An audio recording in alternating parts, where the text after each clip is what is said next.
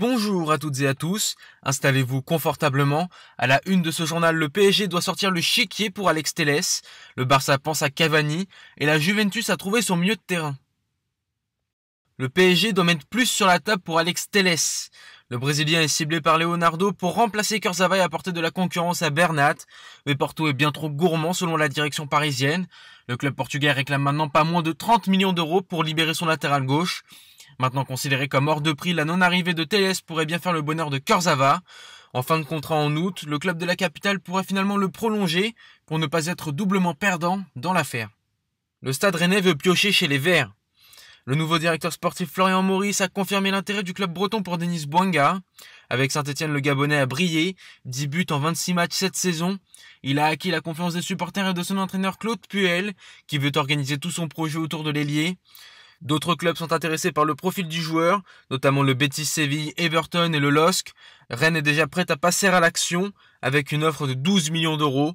Désireux de se renforcer pour la Ligue des Champions, Rennes veut faire son mercato, principalement en Ligue 1. Le Barça veut tenter le coup Cavani.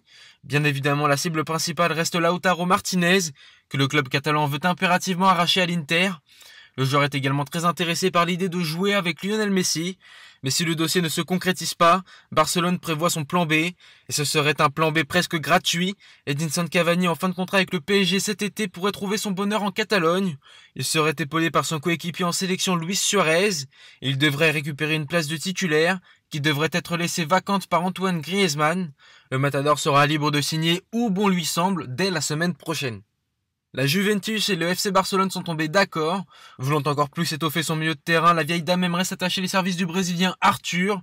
Les deux clubs ont trouvé un terrain d'entente. Le Barça a accepté l'offre de 80 millions d'euros transmise par les Bianconeri. Une très bonne nouvelle pour le club turinois, qui n'a plus qu'à se mettre d'accord avec le principal concerné pour rallier le groupe Juventini. Le torchon brûle entre Ndombele et Mourinho. La relation n'était déjà pas très bonne avant le confinement, et ça ne s'est visiblement pas arrangé. Le milieu de terrain français a contacté le technicien portugais pour lui dire qu'il ne veut plus jouer sous ses ordres. Plusieurs joueurs de Tottenham tentent de jouer les médiateurs, insistant sur les bonnes performances de l'ancien de l'OL aux entraînements, mais Mourinho ne veut plus rien entendre. La communication serait rompue, cela en dit long sur l'agacement du joueur, ayant des rumeurs de départ notamment au PSG. Le président Daniel Levy n'a pas l'intention de le lâcher. Acheté 60 millions d'euros l'été dernier, il reste encore 50 contrats aux joueurs, un temps suffisant pour pourquoi pas inverser la tendance et s'imposer du côté de Londres. Et on termine ce journal avec un vétéran de la Ligue 1 qui prend sa retraite. Mathieu Bodmer, 37 ans, raccroche les crampons. Passé par Caen, le LOSC, l'OL, le PSG, mais aussi Saint-Etienne et Nice. Le milieu de terrain très polyvalent pouvant jouer en défense centrale a remporté 5 trophées majeurs au total, dont 2 titres de champion de France avec Lyon en 2008 et Paris en 2013.